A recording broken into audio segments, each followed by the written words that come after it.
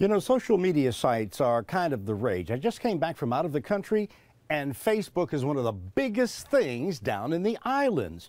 But there's something new out there called Google+.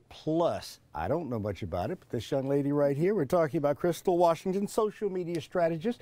You're going to explain, kind of give us Google+ 101. Right, right. And what exactly is it? You know, Google+ is a social network. It's the fastest growing social network that's ever existed in history. The important thing to note is it's owned by Google, which is the most important search engine. That's why it's worth looking at.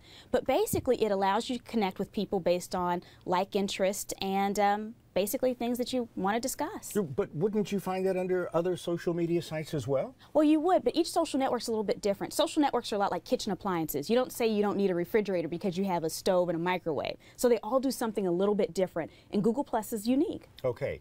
Explain on the computer how unique it is and show and tell, so to speak. Awesome, awesome. So specifically for professionals and people in the business world, Google+ has some pretty neat features. One of the first things that you need to know about Google+ that sets it apart from Facebook and some of the other social networks is that as a social network, it allows you to raise up higher in search engines.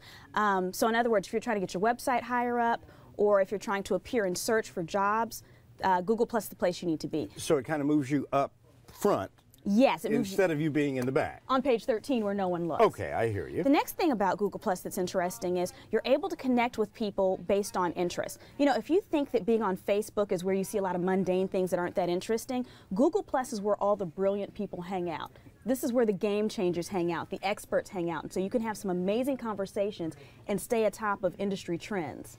And I guess those folks you become a network with. You do, and that also gives you extra opportunities when it comes to jobs, as well as just basically building your personal brand. The last thing that makes Google+ really, really cool is that it has a feature called Hangouts. Hangouts is where you can actually have a video chat that's made live so that everyone can follow it between multiple people, and then it'll automatically upload into YouTube. So you can actually go into Hangouts and see who's having conversations. Like, for instance, here we see NASA has one coming up, public radio in the digital age, all kinds of wonderful features where you can actually learn a lot and watch some of the experts talk. And you said it automatically goes to YouTube?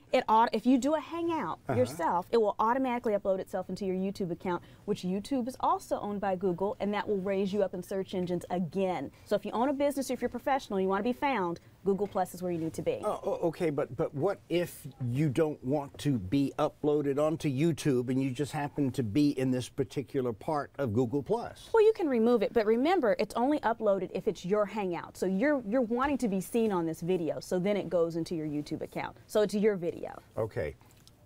On a scale of 1 to 10, how would you compare it to Facebook?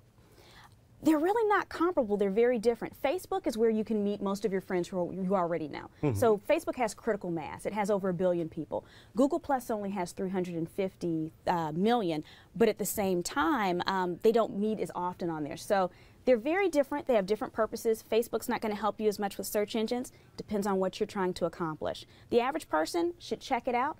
Maybe sign in once a week, once every 2 weeks. You don't use it as often as you use Facebook. And it's not difficult for a beginner? No, no. If you've been on Facebook, it should actually be very simple for you because they're similar in the way that they're set up. All right. Crystal Washington, thank you so very much for you. sharing some information, because you see it on the computer, but no one wants to delve into Google+. Now, I guess I'll foray into that part of the internet. Awesome. Thank you so very much. Thank you.